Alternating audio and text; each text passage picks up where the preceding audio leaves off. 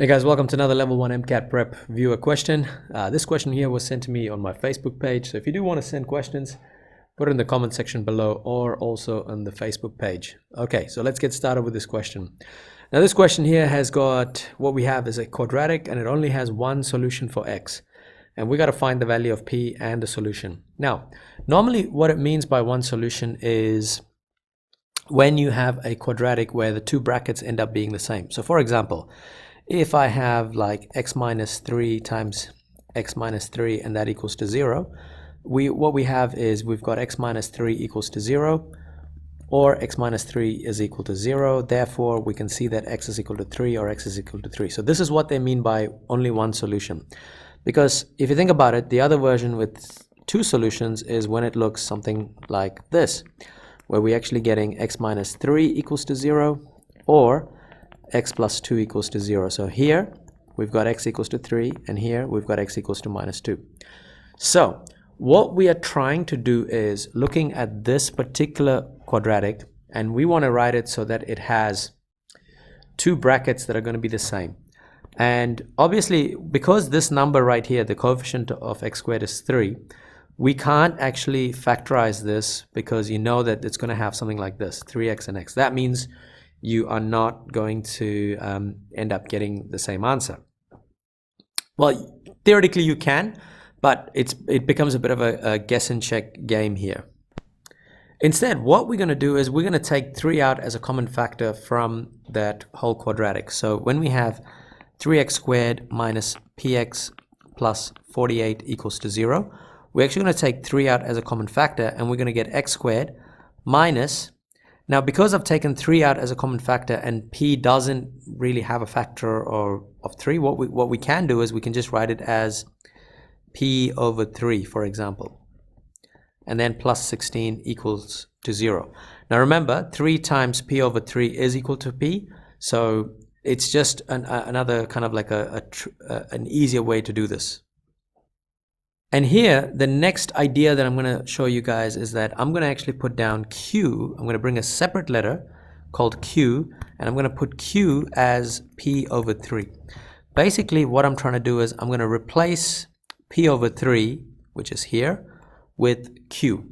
And the reason I want to do it is because I want to work with a nice single digit, a single letter, rather than working with fractions, just to make things easier. So I can rewrite this as 3 times x squared minus q x plus 16, and then this is equal to 0. Now, because we've got 3 getting multiplied, we can actually take 3 to the other side, and it ends up being 0 divided by 3, which is equal to 0. So we can rewrite this as x squared minus qx plus 16, and then this is equal to 0. Now, if you look at the last number, that's 16. 16 is a square number, which means we can potentially do this, where we can have x and x. And what we're looking for is two numbers that multiply to positive 16, but it's got to equal negative q.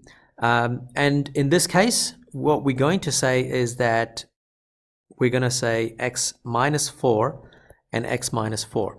Because negative 4 times negative 4, so that's the negative 4 times negative 4 is equal to positive 16. And then negative 4 plus negative 4 would equal negative q.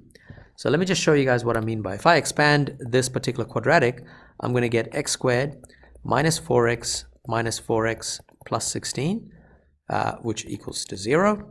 And then I could actually write this as x squared minus 8x plus 16 equals to 0. So what I've done right now is I've actually figured out what the letter q is equal to. So q is equal to 8. All right. And I also figured out what the solution is, because if I look at it, the solution is going to be equal to 4. So that, and I get that from here. Because I said x minus 4 and times x minus 4 equals to 0, I can say that x minus 4 equals 0, therefore x is equal to 4. And so I can say solution is 4.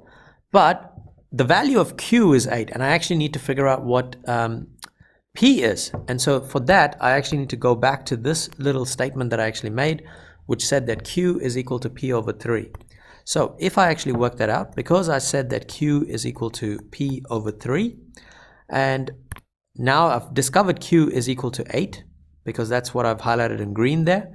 So I can say 8 is equal to P over 3.